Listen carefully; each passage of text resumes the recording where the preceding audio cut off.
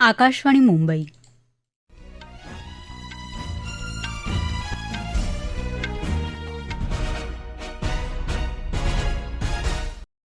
सोनाली काकडे राष्ट्रीय बातम्या देत आहे. ठळक बातम्या.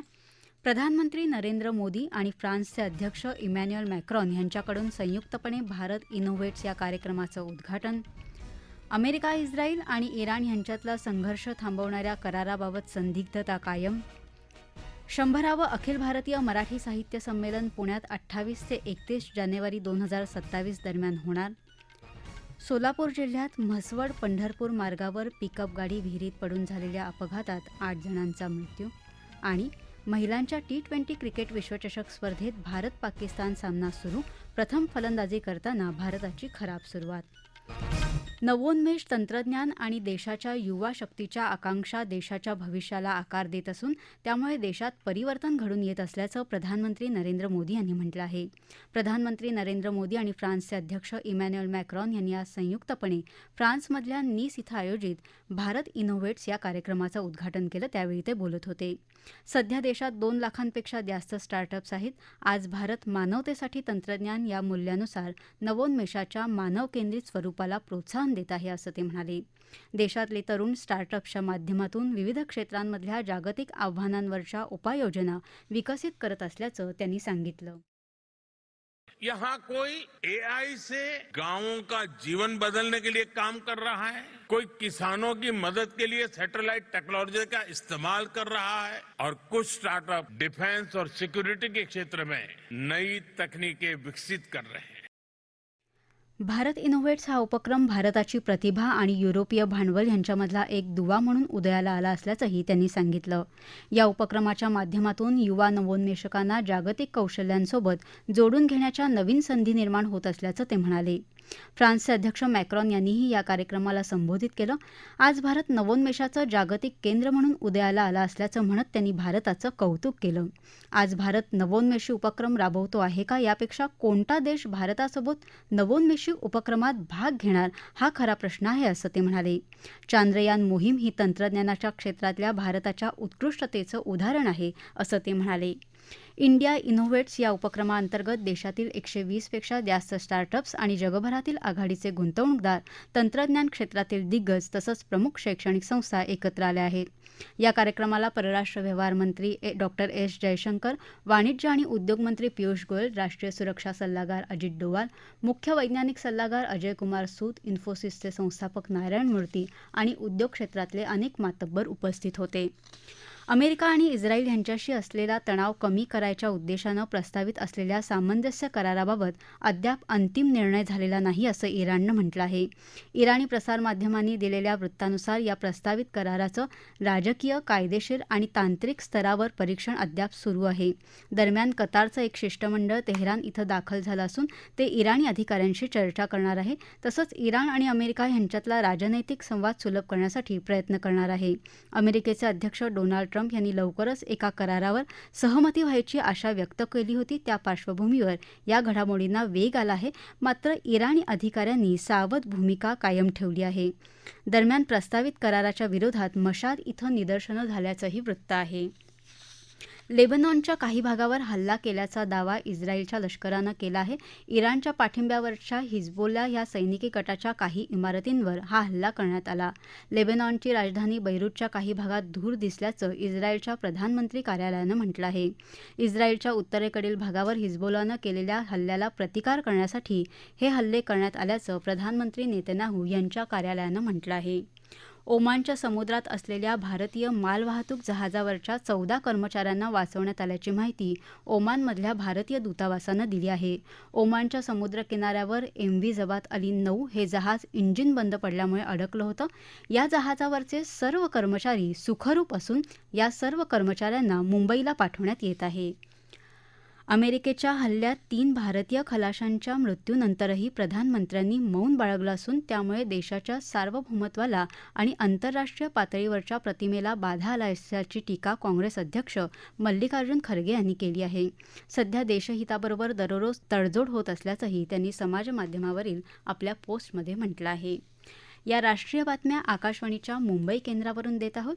आकाशवाणी मुंबईच्या एअर न्यूज मुंबई या इंस्टाग्राम पेजवर तुम्हाला दिवसभर महत्त्वाच्या बातम्या वाचता येतील. राष्ट्रीय बातमीपत्रात आपलं पुन्हा एकदा स्वागत.